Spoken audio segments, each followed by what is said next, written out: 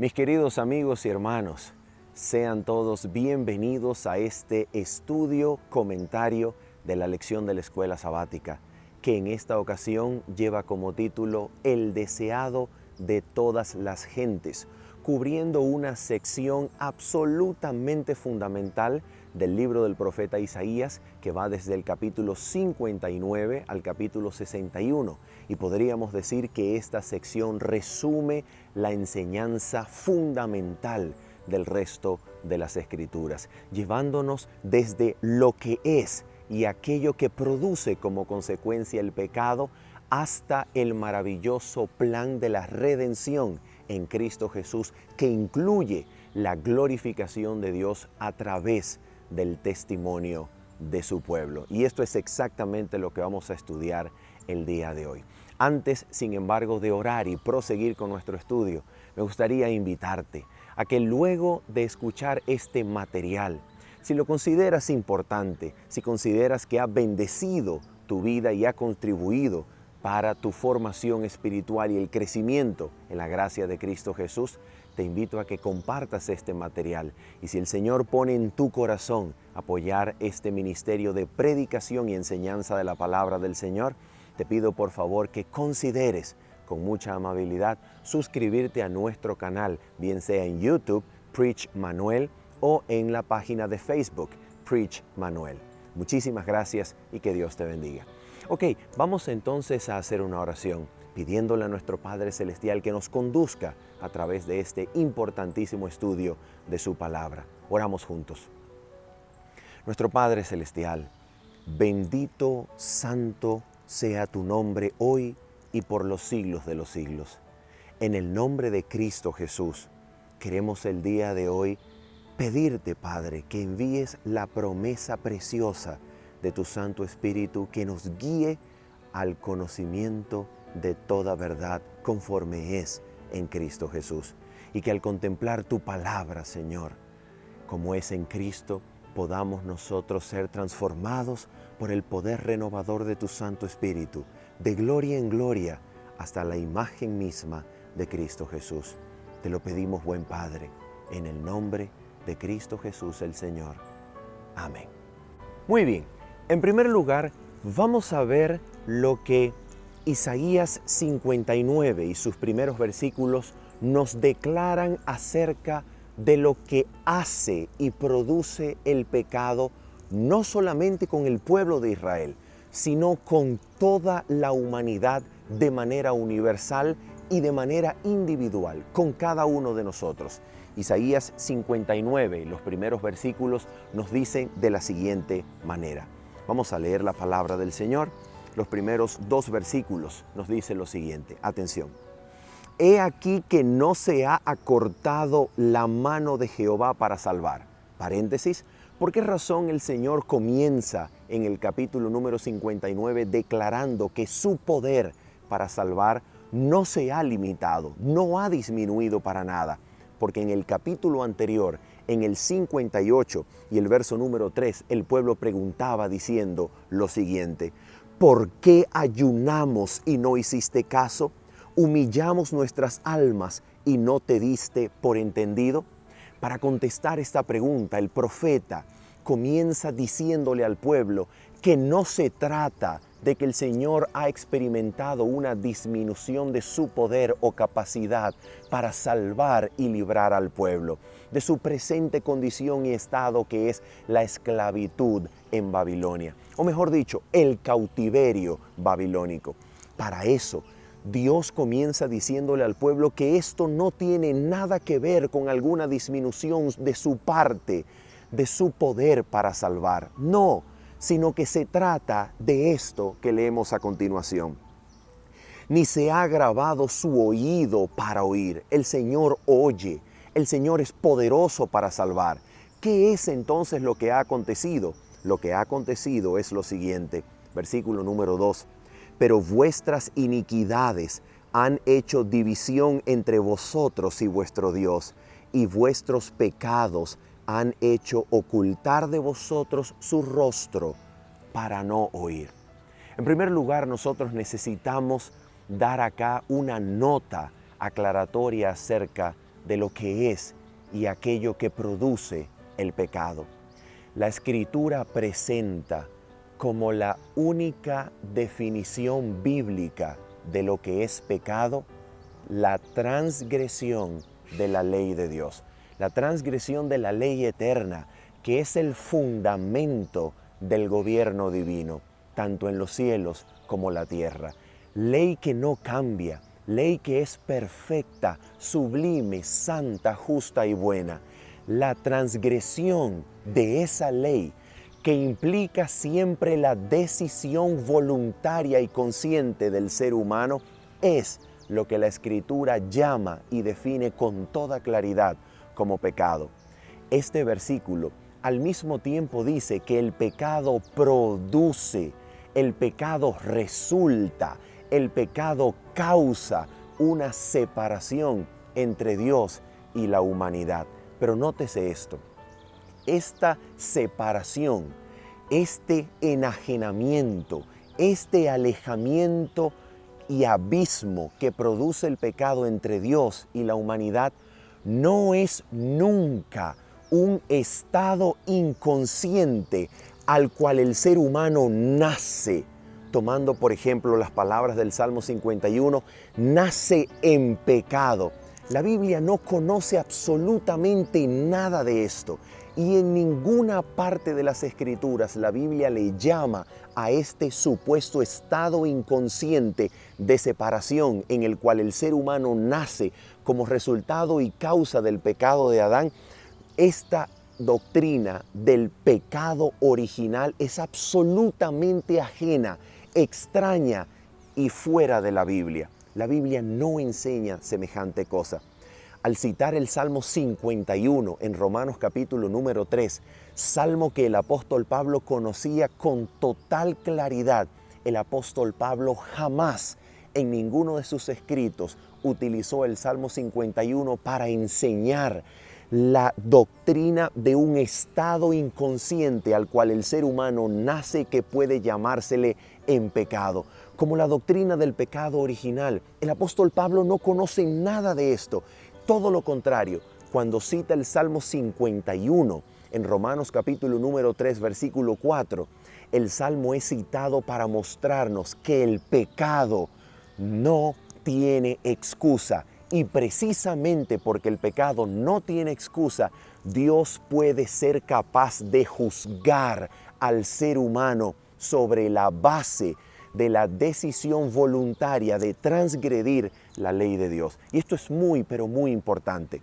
Y para esto voy a leer una cita extraordinaria que encontramos de manera contundente, cita irrefutable, muestra y prueba de una teología pura, de una teología absolutamente sublime y absolutamente correcta y en línea con las Sagradas Escrituras.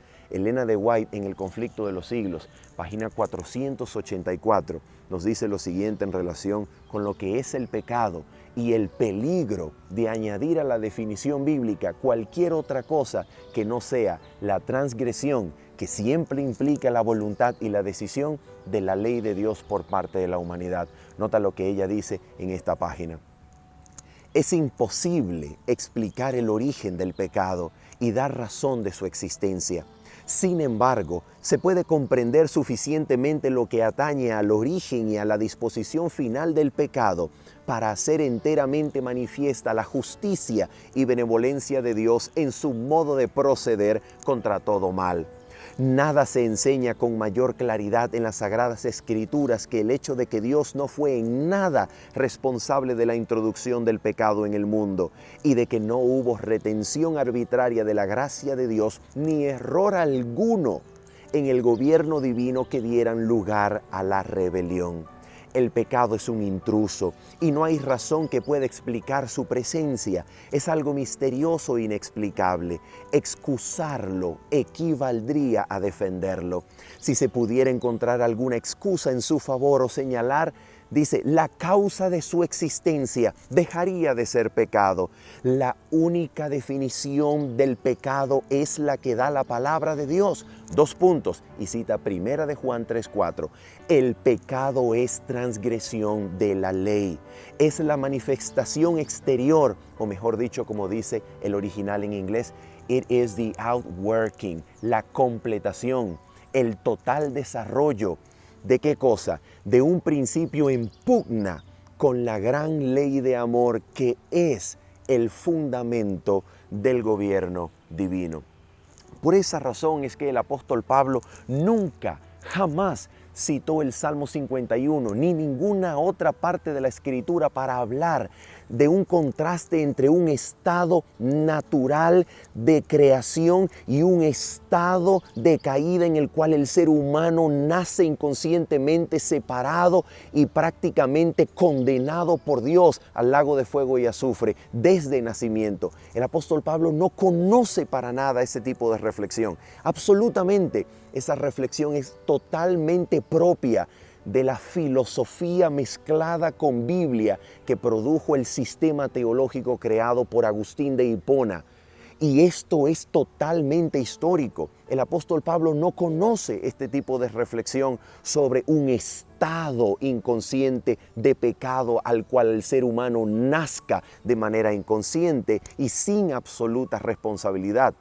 Si esto fuese así, atención, si el pecado fuese parte de la naturaleza y si es o fuese nuestra naturaleza pecar y no se puede hacer nada acerca de ello, si nuestra esencia y naturaleza fuese pecar, entonces el pecado tendría una excusa y tendría una función, la función de realzar la necesidad de la gracia. Y si el pecado tuviese una excusa y una función en el maravilloso plan de Dios, entonces dejaría de ser pecado y su autor mismo sería el Dios de los cielos.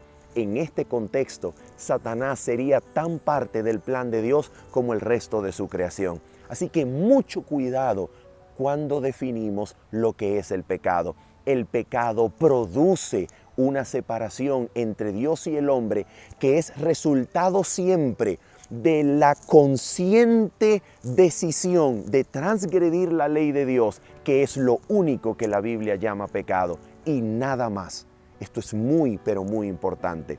Una cosa es naturaleza caída, una cosa es maldad que no conlleva culpa y por tanto no es condenada por Dios desde el nacimiento. Y otra cosa muy distante y muy distinta es lo que es el pecado, que conlleva culpa y que es condenado con la ira de Dios por causa de que nos hace responsables delante del trono de Dios. Habiendo dicho esto, entonces, ¿de qué se trata esta sección del libro del profeta Isaías? En Isaías 59, entonces, el Señor presenta el pecado del pueblo. Toda la iniquidad que el pueblo ha obrado en contra de su Dios. Y cada uno de estos pecados que se mencionan en Isaías 59 son pecados que el pueblo puede confesar como habiendo hecho, como habiendo sido consumado, como habiendo sido actuado. Todo esto, todos estos pecados que aparecen aquí tienen que ver siempre con la responsabilidad, la voluntad de haber sido actuados por parte del pueblo. El pueblo puede reconocer y puede confesar que así ha hecho delante del Señor, que habiendo hecho mal, el pueblo ha producido una circunstancia que se irradia por todo el pueblo de Israel y por toda la creación, que es lo que produce como consecuencia el pecado. ¿Qué es lo que el pecado produce como consecuencia, aparte de esta separación que nos hablan los primeros 2 versículos del capítulo 59? Notan lo que nos dice el mismo capítulo 59 y vamos a leer los versículos 9 en adelante. Dice el versículo 9 así: por esto se alejó de nosotros la justicia y no nos alcanzó la rectitud. Nota esto. Justicia y rectitud son paralelos en este versículo. Y ahora vamos a ver lo que es y aquello en lo que consiste la justicia de Dios en el contexto del pecado del pueblo. ¿Qué es la justicia de Dios en el contexto del pecado del pueblo y en el contexto de todo el libro de Isaías? Libro que Pablo utiliza en Romanos para reflexionar sobre la manifestación de la justicia de Dios que es revelada en el Evangelio. Vamos a ver y vamos a comprobar que el apóstol Pablo tiene en mente Isaías 59 cuando escribe Romanos capítulo 3. ¿Y cómo lo podemos comprobar? Porque en Romanos capítulo número 3, versículo 15, Pablo cita Isaías 59, versículo 7, al decir, sus pies corren al mal, se apresuran para derramar la sangre inocente. Ese versículo está total y textualmente citado en Romanos 3:15, donde el apóstol enlista una cantidad de pecados que toda la humanidad, no solamente el pueblo de Israel, sino gentiles y judíos han cometido delante del Señor y circunstancia por la cual toda boca se cierra en el juicio y está bajo la ley, está bajo el juicio de Dios, como condenados por haber cometido ese pecado, por haber pecado delante del Señor. Ahora nota esto, aquí hay algo muy, pero muy importante, y es lo siguiente: ¿qué significa la justicia en este contexto de Isaías y a lo largo de todo su libro? ¿Qué es el concepto de justicia que el apóstol Pablo utiliza en Romanos para describir aquello que se revela en el Evangelio de Jesucristo? Nota esto. En el primer versículo que leímos, que es Isaías 59, versículo 9, justicia y rectitud son conceptos paralelos. Ahora nota lo que dice el versículo número 11. Gruñimos como osos todos nosotros y gemimos lastimeramente como palomas. Nota esto. Esperamos justicia y no la hay. Salvación y se alejó de nosotros. Justicia y salvación son paralelos en Isaías 59, versículo número 11. Y ahora nota esto, versículo número 14. Y el derecho se retiró y la justicia se puso lejos, porque la verdad tropezó en la plaza y la equidad no pudo venir. Aquí justicia es paralela con verdad y con equidad. Y estos son exactamente los términos en que Pablo va a leer lo que significa la justicia de Dios en Isaías capítulo número 3, donde Pablo compara en paralelo, por ejemplo, Romanos capítulo 3, versículos 4 y 5, la justicia con la fidelidad de Dios y más adelante la justicia con la verdad de Dios. Por eso dice, si mi injusticia, si mi mentira hace resaltar la justicia de Dios, ¿qué diremos pues? Entonces, la justicia es comparada con el apóstol Pablo con la fidelidad y con la verdad, y eso es exactamente lo que está haciendo el profeta Isaías. Y note, por si esto fuera poco, Isaías capítulo 59, versículo número 17. Nota lo que dice acá. Pues de justicia se vistió como una coraza, con yelmo de salvación en su cabeza. ¿A qué se compara la justicia acá? El paralelo es exacto. Dice que se vistió ¿de qué cosa? Con una coraza de justicia, y luego le llama a esa coraza yelmo de salvación. El paralelo es exacto, donde justicia es paralela con salvación. Estos conceptos son lo mismo, van de la mano. Justicia y salvación se entienden por igual en Isaías. ¿Y por qué razón se entienden por igual salvación y justicia? Nota esto, nota lo que dice el versículo número 18. Dice así. Vamos a leer completo el 17 y luego el 18. Pues de justicia se vistió como de una coraza, con yelmo de salvación en su cabeza, tomó ropas de venganza por vestidura y se cubrió de celo como de manto. Versículo 18. Como para vindicación, como para retribuir con ira a sus enemigos y dar el pago a sus adversarios. Y ahora saltamos en el versículo número 20. Y vendrá el Redentor a Sión, y a los que se volvieren de la iniquidad en Jacob, dice Jehová. Nota esto, ¿qué es lo que está sucediendo acá? Para nosotros comprender aquello que Isaías comprende como la justicia de Dios, nosotros haríamos bien en retroceder algunos capítulos y abrir Isaías capítulo número 10 para que nosotros veamos qué es lo que el Señor ha acordado como parte de su justicia en relación con el pueblo de Israel. Mira lo que el Señor ha acordado en Isaías capítulo número 10, versículos número 20 en adelante, para que veamos aquello en lo que consiste la justicia de Dios en Isaías. Dice esto, versículo número 20 del capítulo 10 en adelante. Acontecerá en aquel tiempo que los que hayan quedado de Israel y los que hayan quedado de la casa de Jacob nunca más se apoyarán en el que los hirió, sino que se apoyarán con verdad en Jehová, el Santo de Israel. Versículo 21. El remanente volverá, el remanente de Jacob volverá al Dios fuerte. Versículo 22. Atención con este versículo. Porque si tu pueblo, oh Israel, fuere como las arenas del mar, el remanente de él volverá. Atención. La destrucción acordada rebosará justicia. ¿Qué es la justicia de Dios en el contexto de Isaías? Mira cómo funciona este término justicia de Dios en Isaías. El pueblo ha pecado contra Dios. El pueblo ha fallado en vivir a la luz y en armonía con la ley, con la Torá que Dios les entregó por revelación y a través del ministerio de su siervo Moisés. El pueblo se ha rebelado, el pueblo ha pecado, el pueblo ha prevaricado y ha acudido a dioses ajenos, a dioses extranjeros y paganos. El pueblo se ha llenado de vanidad y de absoluta y completa corrupción por causa de la idolatría y por causa del pecado que se comete contra el prójimo, lo que Isaías denomina ese atropello de los derechos del desvalido, del débil, del resto del prójimo.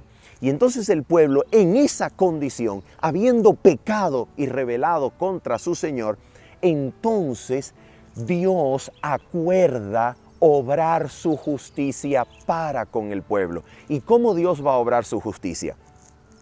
Dentro de la justicia de Dios está que Dios permite que los ejércitos extranjeros de Asiria, de Babilonia, invadan al pueblo. Y la justicia de Dios consiste en que Dios trae esos ejércitos extranjeros para llevar a cabo su juicio con su pueblo Israel. Y Dios permite que vengan los ejércitos extranjeros e invadan el pueblo. Ahora mira, la justicia de Dios acordada sobre Israel hace, atención, que aquellos que son justos, que el pueblo que es justo, como diría Isaías 51, versículo 7, el pueblo que es justo, que tiene la ley de Dios en su corazón, el pueblo que es justo, que constituye el remanente, que aún no es visible porque la invasión no ha sucedido todavía, a este pueblo se le prometa salvación. A este pueblo se le promete que cuando venga la invasión extranjera, este pueblo quedará. Este pueblo no será llevado. Este pueblo será restituido a la tierra después de la invasión extranjera. Pero al pueblo que es injusto, que atropella los mandamientos y caminos del Señor, Dios no le promete salvación. Dios le asegura que este pueblo perecerá en la invasión extranjera o perecerá en tierras extranjeras. Ahora, eso sucedió. Viene Babilonia, lleva a los cautivos, destruye Jerusalén, destruye la ciudad de Dios y entonces lleva a los cautivos a Babilonia, a tierras lejanas. Y cuando el pueblo está en Babilonia, ahora Dios vuelve a hacer la promesa. A todos los que acepten la promesa de parte del profeta de Dios, Dios les promete salvación. ¿Qué es salvación? Restauración a su tierra prometida para que allí siembren y prosperen y broten justicia y sean árboles y plantíos de justicia para gloria de Jehová, para que las naciones los vean y reconozcan que con ellos estaba su Dios. Eso es lo que es la justicia. Ahora, ¿qué pasa con los que no acepten el mensaje? Con los que no sean justos de corazón ni tengan la ley de Dios en su corazón. Ellos no van a creer. Y como no van a creer, el mismo evento que trae salvación para unos trae destrucción, muerte y perecimiento. ¿En dónde? En tierras extranjeras. Esto es exactamente lo que consiste la justicia de Dios en Isaías. La justicia de Dios que obra la salvación del remanente, obra la destrucción del que no cree y del que rechaza el pacto eterno de su Dios. Esto es salvación, esto es justicia en Isaías. Un mismo evento, la invasión extranjera, el juicio de Dios, trae salvación para el remanente y destrucción para los infieles. Pregunto, ¿podemos saber que el apóstol Pablo habla en estos términos de la justicia de Dios en Romanos? Absolutamente sí. Es precisamente de eso que se trata la justificación por la fe en Romanos. ¿Por qué razón Romanos capítulo número 1, versículo 18 dice que también, después de hablar de lo que se revela en el Evangelio, de la justicia de Dios que se revela en el Evangelio, por qué razón el apóstol Pablo comienza a hablar de la ira de Dios, que hace dignos de muerte a los que pecan contra el Señor? Precisamente porque en el capítulo 2 de Romanos Pablo habla de un juicio de Dios universal. Y ese juicio, un mismo evento de juicio, trae salvación para unos, porque Dios sabe pagar bien, con gloria, honra e inmortalidad al que hace bien, y con destrucción al que procede mal y no se arrepiente de sus caminos, porque el juicio de Dios pagará a cada quien según sus obras. Eso es Romanos capítulo 2 versículos 1 al 6. Y luego dice que en el juicio de Dios, en el día, versículo 16 del capítulo 2, en el que Dios juzgue de acuerdo a mi evangelio los secretos de los hombres por medio de Cristo, en ese día, versículo 13, los que hayan hecho la ley, los que las hayan practicado, serán justificados, pero los oidores no serán justificados. Entonces, en el juicio universal, un mismo evento de juicio traerá justificación, traerá salvación para uno y destrucción para otro. Entonces, ¿qué es la justificación por la fe en Romanos leyendo Isaías? La justificación por la fe en Romanos, leyendo el libro del profeta Isaías, es el proceso por medio del cual el Dios de los cielos crea su remanente en la tierra para que cuando llegue el día del juicio no perezca sino sea salvo. Y esa creación del remanente es la justificación por la fe, que crea una familia tanto de Abraham como de los gentiles y hace una sola familia de Dios, llamándose hijos de Dios a los que son guiados por el Espíritu de Dios en Romanos capítulo 8 versículo 14. La justificación por la fe en Romanos, leyendo Isaías, es el proceso por medio del cual Dios se hace de un remanente, y este remanente se constituye por medio de la fe en Cristo, no de la obediencia. Por medio de la fe en Cristo se constituye en remanente, y por medio de la promesa del Espíritu es hecho obediente para andar en los caminos del Señor, para que cuando llegue el día del juicio el remanente sea librado y sea salvo de la condenación. Esto es lo que dice Romanos. Por esa razón, ninguna condenación hay, ningún juicio, ninguna sentencia de juicio y de muerte, ninguna condenación hay para los que están en Cristo Jesús, porque quienes están en Cristo Jesús son parte del remanente. Y si esto no es así, ¿por qué razón Romanos capítulo número 11 dice lo siguiente? Romanos capítulo número 11 versículo 5 dice así: así también aún en este tiempo ha quedado un remanente escogido por gracia. Y si por gracia ya no es por obras, de otra manera la gracia ya no es gracia. Y si por obras ya no es por gracia, de otra manera la obra ya no es obra. ¿Qué es lo que Pablo está diciendo? Que la justicia de Cristo, la justificación por la fe de Dios en Romanos, leyendo Isaías, ha creado un remanente que ha quedado de Israel, constituido ahora no solamente por la ley. Este remanente es constituido por la fe en Cristo. Por tanto, proviene de la simiente de Abraham y proviene de las naciones que son hechas simientes de Abraham por la fe. Y si esto no es así, ¿por qué Pablo presenta en Romanos capítulo 11, versículo número 26 y 27 estos versículos? Y luego todo Israel será salvo, como está escrito: vendrá de Sión el libertador, que apartará de Jacob la impiedad. Y este será mi pacto con ellos cuando yo quite sus pecados. ¿Sabes qué está citando Pablo en Romanos capítulo 11? Pablo está citando Isaías 59, el capítulo que estamos estudiando, versículos 20 y 21. donde dice, y vendrá el Redentor a Sión y a los que se volvieren de la iniquidad en Jacob, y este será mi pacto con ellos, dijo Jehová. ¿Qué es lo que Pablo está citando en Romanos 11? Isaías 59. Porque eso es lo que significa la justicia de Dios por la fe en Romanos cuando se lee Isaías.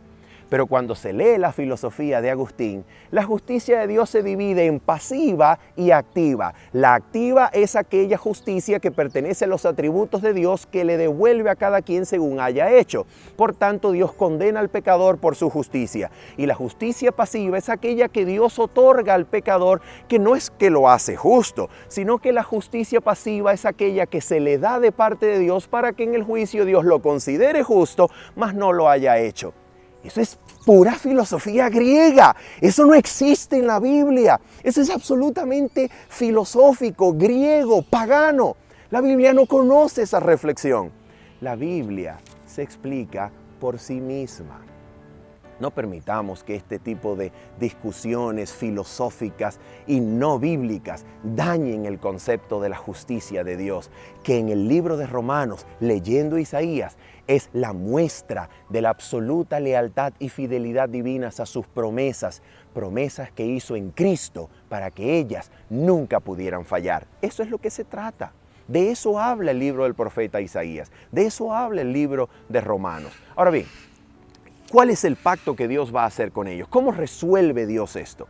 ¿Cómo resuelve Dios el pecado del pueblo? ¿Cómo resuelve Dios esta condición? Oh, mira cómo dice Isaías capítulo 59, versículo 21. Atención, porque esta es la solución del Señor. Solución que ya se nos había presentado en Isaías capítulo 53. El siervo sufriente del Señor encarna al pueblo entero, y encarnando el pueblo entero y representando el pueblo entero, lleva en condenación el pecado del pueblo para que el pueblo no perezca, sino que uno salve a todo el pueblo. Esto es Isaías 53. Ahora mira cómo lo dice en las palabras de Isaías 59, versículo 21. Y este será mi pacto con ellos, dijo Jehová. El espíritu mío que está sobre ti y mis palabras que puse en tu boca no faltarán de tu boca, ni de la boca de tus hijos, ni de la boca de tus hijos, ni de la boca de los hijos de tus hijos, dijo Jehová, desde ahora y para siempre. ¿Qué está diciendo la Biblia? Nota esto. La Biblia lo que está diciendo es que el pacto que Dios va a hacer con ellos se trata de que Dios ponga su espíritu en el Redentor de Israel. Y el espíritu que pone en el Redentor de Israel significa que Dios pone sus palabras también sobre ese Redentor. Pero luego estas palabras que Dios pone sobre el Redentor de Israel, estas palabras se convierten en las palabras de los hijos de Israel, del pueblo entero de Dios. Oh, ¿cómo dice la Biblia que esto se cumple en Cristo Jesús? Nota cómo dice la Biblia. Isaías 61, primeros versículos. Dice así. Isaías 61, primeros versículos. Dice el Señor así. El Espíritu de Jehová el Señor está sobre mí. Nota, cumplimiento perfecto de Isaías 59, versículo 21, que iba a poner el Espíritu de Dios sobre el Redentor y también las palabras. Y ahora mira las palabras. El Espíritu de Jehová el Señor está sobre mí, porque me ungió Jehová, me ha enviado a predicar. Esas son palabras que el Espíritu pone en el Redentor. Me ha enviado a predicar buenas nuevas a los abatidos, a vendar a los quebrantados de corazón, a publicar la libertad a los cautivos y a los presos apertura de la cárcel, a proclamar el año de la buena voluntad de Jehová. ¿Te das cuenta? Dios pone su espíritu en Cristo, en el Redentor de Jacob, en el Redentor de Israel. Y al poner su espíritu, Dios pone sus palabras en él para que estas palabras del Redentor, que vienen por causa del Espíritu de Jehová en él, se conviertan luego en las palabras que hable el pueblo anunciando las buenas nuevas. ¿Dónde se cumple esto en las Escrituras? ¿Cómo se cumple esto en el Nuevo Testamento? Es absolutamente maravilloso que el libro, el Evangelio de nuestro amado y querido teólogo Juan, comience con estas palabras. Nota esto, que era lo que el Señor iba a poner en el Redentor, iba a poner su Espíritu. ¿Y cómo se manifestaría esto? A través de sus palabras en la boca del Redentor para luego convertirse en las palabras de los hijos de Israel. Mira cómo comienza el Evangelio de Juan. Atención. En el principio era la palabras. La palabra. En el principio era la palabra o el verbo. ¿Ok? En arjé, en hologos, en el principio era el verbo, la palabra. ¿Y qué ocurre con esa palabra? Mira lo que ocurre en el versículo número 14. Y aquella palabra y aquel logos, aquel verbo, fue hecho carne y habitó entre nosotros y vimos su gloria, gloria como del unigénito del Padre, lleno de gracia y verdad. La gloria de Dios. ¿Por qué hablamos de la gloria de Dios? Vamos a regresar rápidamente a Isaías capítulo 60, porque en Isaías capítulo 60 se nos dice así: levántate, resplandece porque ha venido tu luz y la gloria de Jehová ha nacido sobre ti. Porque he aquí que tinieblas cubrirán la tierra y oscuridad las naciones, mas sobre ti amanecerá Jehová y sobre ti será vista su gloria. El pecado había hecho en el pueblo de Israel que la gloria de Jehová que se manifestaba en el lugar santísimo del templo terrenal hubiese partido, se hubiese alejado del pueblo. Y esta gloria, esta maravillosa, gloriosa, sublime presencia de Dios en medio del lugar santísimo del templo terrenal no volvió cuando el pueblo reconstruyó el templo de acuerdo con Ageo capítulo número 2. No volvió. Y el pueblo de Israel se preguntaba durante esos 400 años que pasaron desde la restauración hasta la venida de Cristo Jesús, ¿dónde estaba el cumplimiento de la promesa de que la gloria de Jehová, que abandonó el templo de acuerdo con Ezequiel capítulo 7 al 11, ¿dónde estaba esa gloria? ¿Dónde estuvo su regreso? ¿Dónde se cumplió su manifestación y su regreso al templo? ¿Dónde volvió a su pueblo? La respuesta del Nuevo Testamento es que Dios y su gloria lucen como Jesús. Jesús es la gloria de Jehová que vuelve a su pueblo, la gloria de Jehová que habría de iluminar las naciones. Jesús es la gloria de Jehová vista en la tierra. Por eso dice que esta gloria, esta palabra, este verbo, este logos, se hizo carne para que viéramos su gloria. ¿Y qué ocurre cuando vemos su gloria? Oh, mira esto. Juan capítulo número 14. Escucha esto. Juan capítulo número 14. Mira lo que ocurre. Versículo número 9. Jesús le dijo a Felipe: tanto tiempo hace que estoy con vosotros y aún no me has conocido, Felipe. Escucha esto. El que me ha visto a mí, ha visto al Padre. ¿Cómo pues dices tú, muéstranos al Padre? ¿Te das cuenta? El que ve a Cristo, ve al Padre, ve la gloria del Padre. ¿Y qué sucede cuando vemos la gloria del Padre? Mira lo que sucede.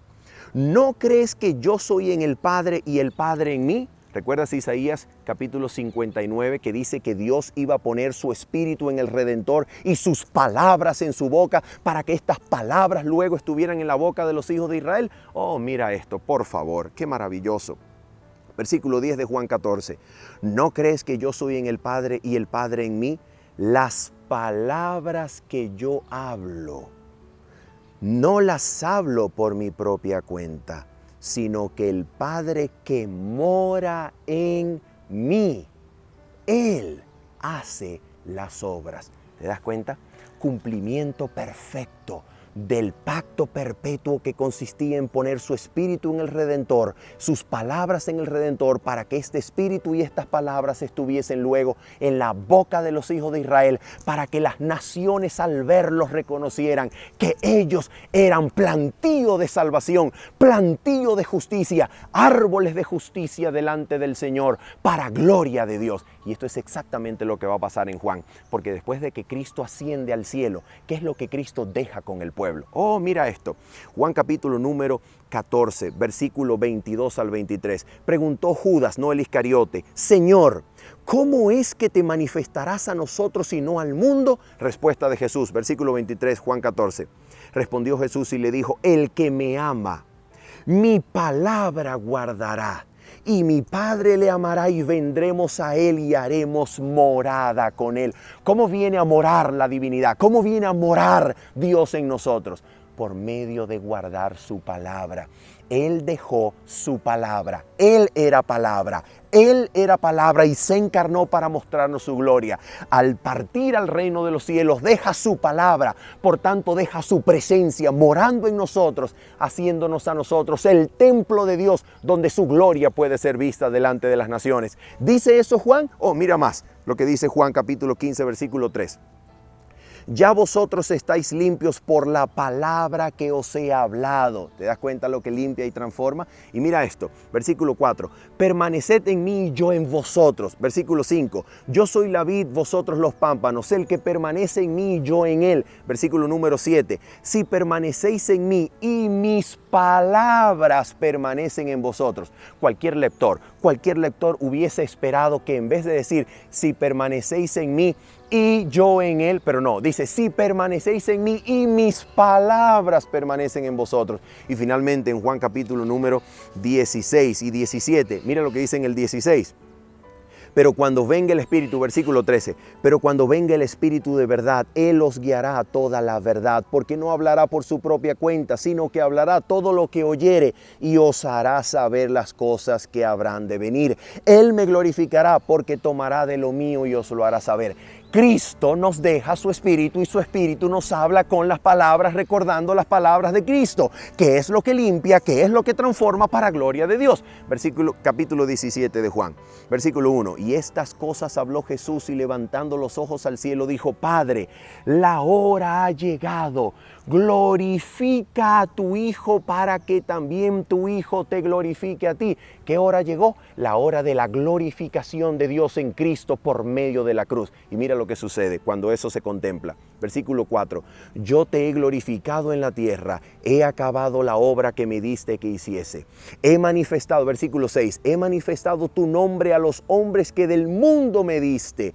Tuyos eran y me los diste y han guardado tu palabra. Versículo 17. Santifícalos en tu verdad. Tu palabra es verdad. Versículo 18. Como tú me enviaste al mundo, así yo los he enviado al mundo. Versículo 19. Y por ellos yo me santifico a mí mismo, para que también ellos sean santificados en la verdad. ¿Y qué es esto y cómo se cumple esto? Oh, mira lo que dice Juan capítulo 20, versículo 21 al 22. Entonces Jesús les dijo otra vez, paz a vosotros, como me envió al Padre, así también yo os envío. Versículo 22. Y habiendo dicho esto, sopló y les dijo, recibid el Espíritu Santo. ¿Te das cuenta? Cumplimiento perfecto. Dios pone su Espíritu en el Redentor lleva también el Espíritu y las palabras de Dios, luego el Redentor pone su Espíritu en el pueblo, luego pone sus palabras en el pueblo que trabajan juntas, Espíritu y palabra trabajan siempre juntas, y al poner estas dos juntas el pueblo es santificado en la verdad. Y cuando el pueblo es santificado en la verdad, ¿qué ocurre con las naciones? Oh, Isaías capítulo 61. Isaías capítulo 61, versículo 9, versículo 10 y versículo 11. Terminamos con esto. Y la descendencia de ellos será conocida entre las naciones, y sus renuevos en medio de los pueblos. Todos los que los vieren reconocerán que son linaje bendito de Jehová. Versículo 10. En gran manera me gozaré en Jehová, mi alma se alegrará en mi Dios, porque me vistió con vestiduras de salvación, me rodeó de manto de justicia. Escucha esto. Como a novio me atavió y como a novia adornada con sus joyas. Porque como la tierra produce su renuevo y como el huerto hace brotar su semilla, así Jehová el Señor hará brotar justicia y alabanza delante de todas las naciones. Y en el contexto, ¿por medio de quién? Por medio del linaje del Señor, que al ser reconocidos, linaje de Jehová, las naciones glorifican el nombre de Jehová. ¿Dice eso Juan 17? ¡Oh! Absolutamente, por eso Juan 17 dice, para que el mundo conozca que tú me has enviado. ¿Qué hace Jesús? Yo los envío a ellos como tú me enviaste a mí. ¿Te das cuenta? Esto es cumplimiento perfecto del libro de Isaías. Amigo, hermano, al decir entonces que la justicia de Dios, de la que habla el Antiguo Testamento, al cumplirse en el Nuevo Testamento. La justicia de Dios es sencillamente una declaración que se imputa, mas no transforma. ¿Qué estamos diciendo? ¿Qué estamos diciendo? Estamos diciendo cualquier cosa, menos lo que la Biblia dice. La Biblia es absolutamente clara y se explica por sí misma. La justicia de Dios manifestada en el cumplimiento del nuevo pacto, en el cumplimiento del pacto eterno, no solamente es una justicia imputada, es una justicia que transforma el ser entero, haciendo de ese corazón absolutamente leal, marcando, sellando, poniendo su ley grabada en el corazón y mente para que este pueblo creado en santidad por causa de la justicia de Dios, este pueblo brote justicia, las naciones los vean y glorifiquen al nombre de Jehová que los ha hecho justos delante de Él y delante de las naciones. Así, el deseado de todas las gentes hace admirable, hace deseados a su pueblo para que su pueblo lo exalte delante del Señor, delante de las naciones, para gloria de Jehová Dios de los cielos. De eso se trata. Habiendo dicho esto y esperando que haya sido para tu crecimiento personal, para tu crecimiento en la gracia de Cristo, se despide de ti en esta hora tu servidor Manuel Ospino diciéndote: bendiciones. Chao, chao.